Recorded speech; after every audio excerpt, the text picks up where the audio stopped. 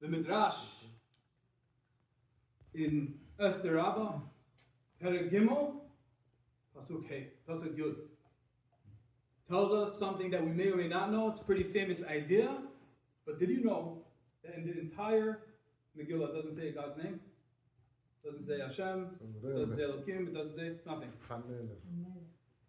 Beautiful. It says HaMelech. Kol makom she'emar b'Megillah Stam Melech. Anytime in the entire Megillah where it says Stam Melech, you would think it's referring to Achashverosh, you would think it's referring to Haman. No. Perush Hein Melech HaKadosh Baruch Hu. It's referring to the King of Kings.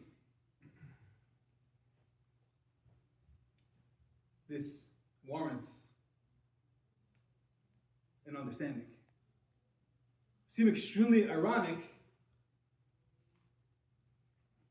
that when you think it's Haman, when you think it's Achashverosh, it's Hashem, the most two opposing forces possible, we don't have to explain. Haman and HaKadosh Baruch Hu.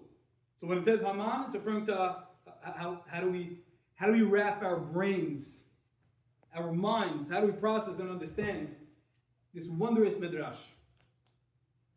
So to answer this is a moral you should never forget for the rest of your lives.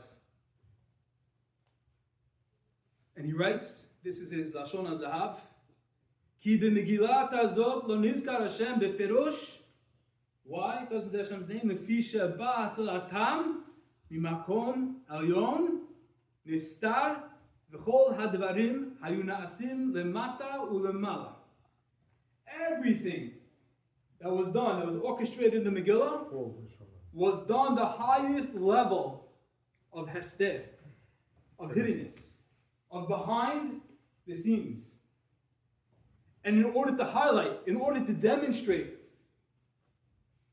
in the most extreme, drastic way possible, when it seems like it's Haman, Dafa, precisely then, the opposite, the antithesis, what you would ever think in a million years, it's Hashem. What the Maharal is teaching us is not just an explanation and interpretation in the Megillah. He's telling us that this is life itself. Every day, every minute, we encounter the Haman HaRasha, the Satan, the Yetzer Hara. And he's always there with this sledgehammer to take us and slash and burn, take us down. Whatever opportunity. Literally, you want to walk outside, there'll be 10 things. Thinking of the wrong thing, looking at the wrong thing, saying Lashon Hara, listening to WhatsApp, whatever, he has endless, infinite ways. Maharal is telling us that just like in the time in the Megillah, where even Haman can be elevated, it can somehow translate into God.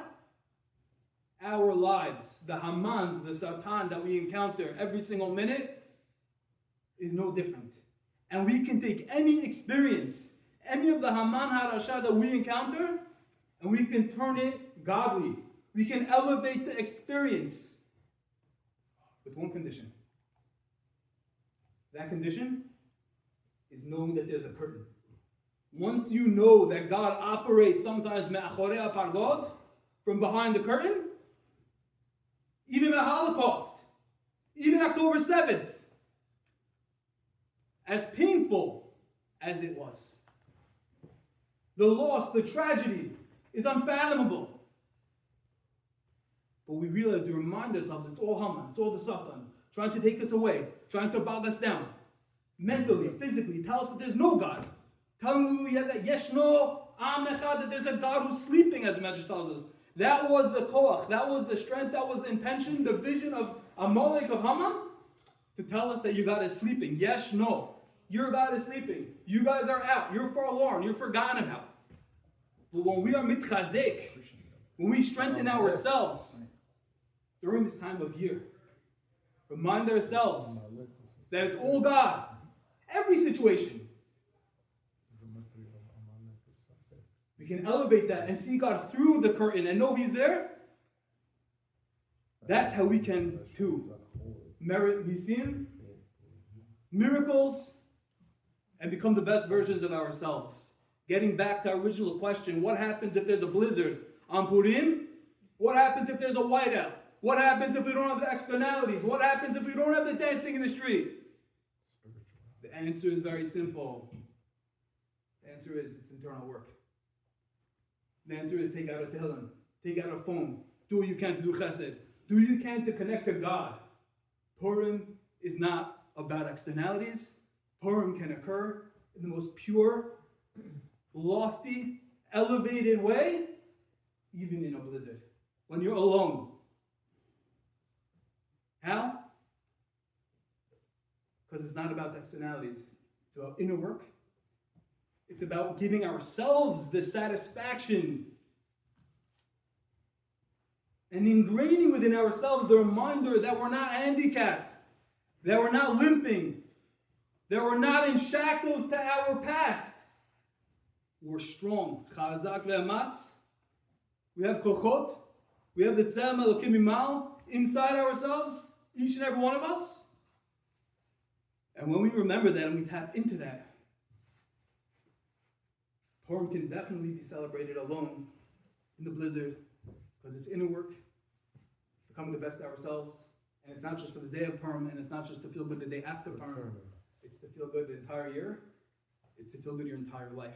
Bezat Hashem should give us all the kochot, the clarity, and the shuot and achamot that we all want to need with the ultimate arrival of Mashiach Tzidkenu. Amen. Amen.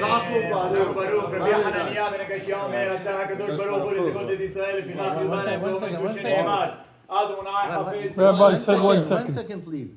Anybody has questions? Yes. Before. Questions, please. Yeah. The question I have is that we have to look at what Hashem is giving us this Shabbat Zachor.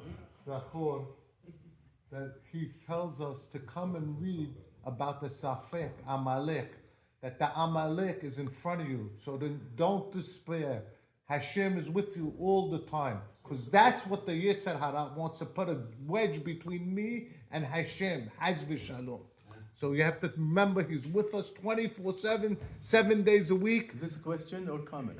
Comment. I asked